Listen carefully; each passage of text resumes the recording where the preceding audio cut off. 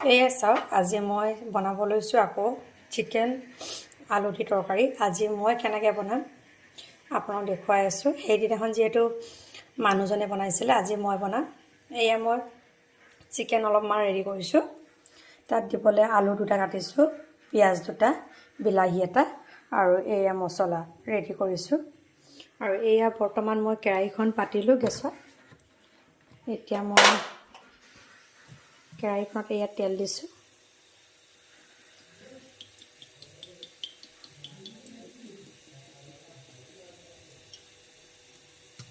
এয়া মই কেৰাহীখন বৰ্তমান তেল দিলোঁ, নিজৰ অনুমানৰে দিছোঁ তেলখিনি। আৰু আগলৈ দেখুৱাই আছোঁ আপোনাক কি কেনেকৈ কৰি আছোঁ। এয়া আপোনালোকে দেখিছে মোৰ তেলখিনি গৰম হ'বলৈ লৈছে। এতিয়া ইয়াত মই কাটি থোৱা আলুকেইডোখৰ দিম।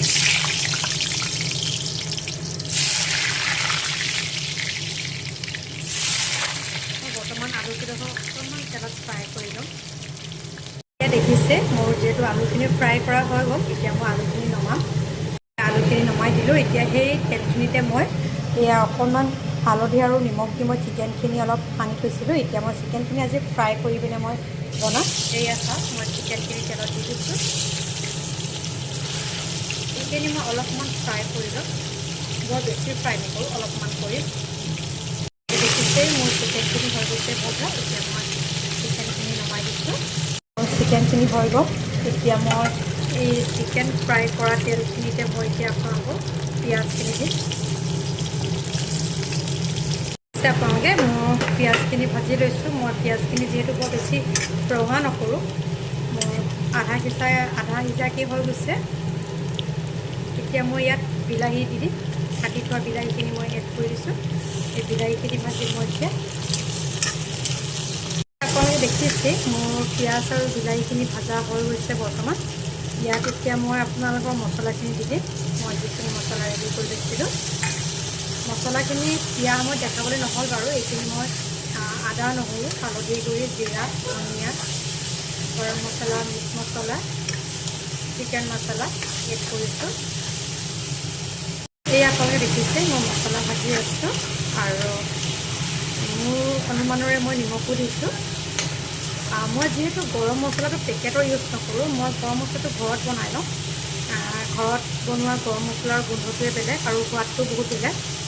তো এই আপোনালোকেও ট্ৰাই কৰিবচোন গৰম মছলাটো। মই গৰম মছলাটো কেনেকৈ বনাওঁ মই নেক্সট ভিডিঅ'ত আপোনালোকক দিম বাৰু।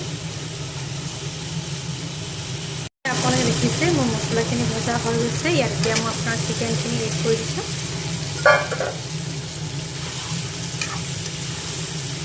চিকেনখিনি অকণমান ভাজিয়ে মই আলুখিনিও দিম ইয়াত, দেখাই আছোঁ আপোনালোকক। এয়া দেখিছে যিহেতু মোৰ চিকেনখিনি অলপ ভাজি ল'লোঁ, ইয়াত মই এতিয়া আলুখিনি এড কৰি দিছোঁ। এতিয়া মই আলু আৰু চিকেন দুয়োটাই অকণমান সময় দেৰিলৈকে মই ভাজিম। তাৰপিছত যেতিয়া মোৰ এইখিনি বস্তু মই অলপ সিজা নিচিনা গম পাম, অকণমান পানী দি মই আপোনালোকক দেখাই আছোঁ। এয়া দেখিছে যিহেতু মই চিকেনখিনিত পানী দি দিলোঁ, পানী দিয়াখিনি আপোনালোকক দেখাবলৈ নহ'ল। এয়া এতিয়া মই চিকেনখিনি উতলিবলৈ দিছোঁ আৰু আগলৈ দেখাই আছোঁ। দেখিছে যিহেতু মোৰ চিকেনখিনি হৈ গৈছে, এতিয়া চিকেনখিনি মই ধনিয়া পাত অকণমান এড কৰি দিছোঁ।